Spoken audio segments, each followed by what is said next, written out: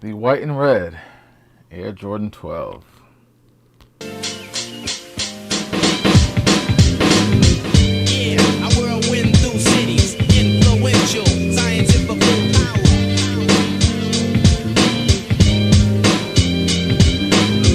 Yeah, I whirlwind through cities, influential, scientific power.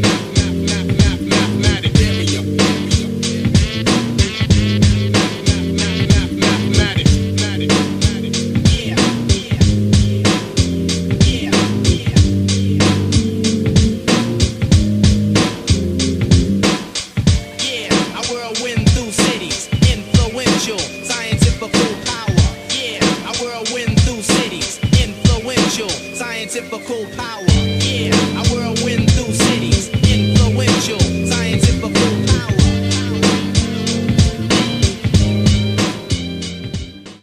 Alright, so what's up YouTube? It's another quick pickup video for you today. And as you can see, finally, at last, the return of the white and red Air Jordan 12.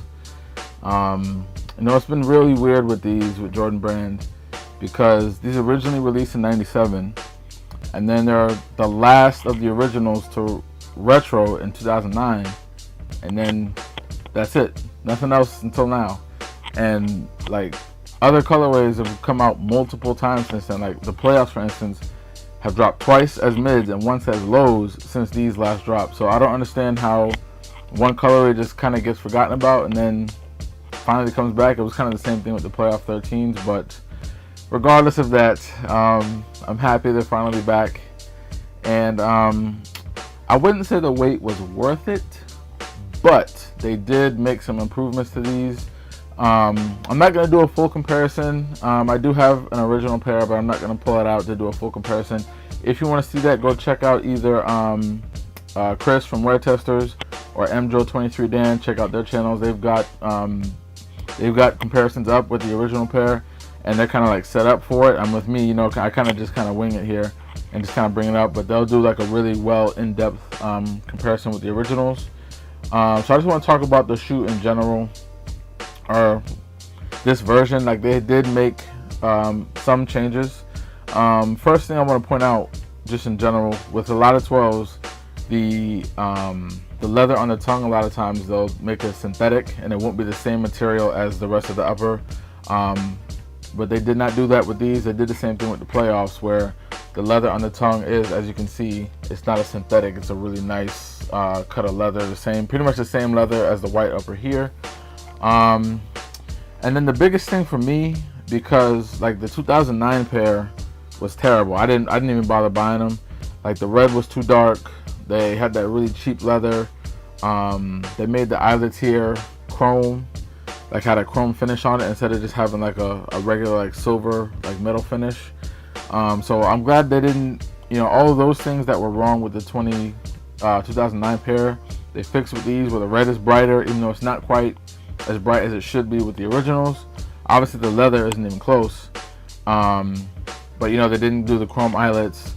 The eyelets are still plastic, they're not metal like the originals, but I mean, that's a small detail. I mean, it's unfortunate that we can't get the metal ones for whatever reason, but I mean, these will do, it's okay. But the main thing that haven't quite gotten right with 12s, pretty much from the first retros in 2003, was the height of the mudguard, or this side part here. Like on the originals, it came up a lot higher relative to the rest of the shape of the shoe. And I didn't even notice this with these, like in initial pictures, or when I first got these. This is a shock drop pair, obviously. I didn't notice it right away, but then I grabbed one of my other 12s and kind of compared them hand in hand, and that's when I noticed they actually did make some improvements to the shape on these in regards to the mudguard. So, for instance, I have, this is the Game Royal pair from 2019. And if you can see here, the medial side mudguard, you see how as soon as it starts to come up, it pretty much starts to curve immediately. It doesn't really come up much. Whereas you can see the white and red pair from this year, if you, well, hold it this way. If you see from when it starts to come up, it actually comes up a little bit above the tab. You can use the Jumpman tab as a reference. You see the leather guard actually comes up quite a bit more on this pair. As you can see, it actually comes up and then curves, versus this pair immediately comes and starts curving over. I can't get them both in the camera. There we go. That's a good shot. So you can see that the white and red pair, the mudguard comes up a little bit more before it starts to turn, versus how 12s have been recently, where as soon as it starts to rise, it immediately just curves over. So, and you can even see on the lateral side, just look at how short this mudguard is. Like right here, as soon as it leaves that Jumpman tab, it's really short and it starts to curve over. Versus the new pair, you can see that mudguard actually comes up quite a bit over the tab. Again, as you can see, before it starts to turn over.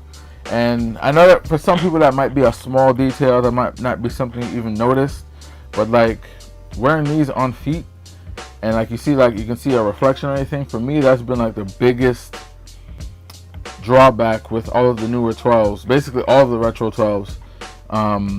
On feet, because with the originals, like I said, these don't even quite come as high as the originals did, and it just looks like the shoe is, I don't know, it doesn't look as good, pretty much, when that mudguard doesn't come quite as high. So that was one of the things I was happy to notice once I just held them side by side with the newer pair. And other than that, I mean, they did a really great job with these. Like I said, they're not perfect. The red could be a little bit brighter. Obviously, the leather is not going to be what it was in '97. I wish they used metal eyelets, but I mean, those are, in the grand scheme of things, those are small things to complain about. Those are small things that they don't get right. Sometimes the colors don't match, little things like that. Obviously, they're not using anywhere near the leather that we're using in the mid and late '90s. But other than that, man, these are great, man. These are absolutely fantastic. These should, just for those who are wondering about sizing, these shouldn't fit any differently than any 12s you have already. 12s for the most part are true to size. You can go down half a size if you do want a little bit of a snug fit. But yeah, man, bro, long wait. It's been a long wait for these. And it's funny because, like, of the 5 original colorways back then, these are my least favorite. I did not like these at all. And my friend had these, and I was like, for whatever reason, I just didn't care for them. And then over the years, they grew on me, and now they're my second favorite colorway behind the playoffs. So I'm really happy to have these back. I'll definitely be going up for the double up on release day on Saturday. And yeah, I don't want to ramble on too much. So yeah, that's pretty much it on the white and red Air Jordan 12. Good luck to all of you who still need to copy your pairs. And of course, if you like this type of content, do all that good YouTube stuff for me. Like, comment, share, subscribe, and I'll see you on the next one. Peace out.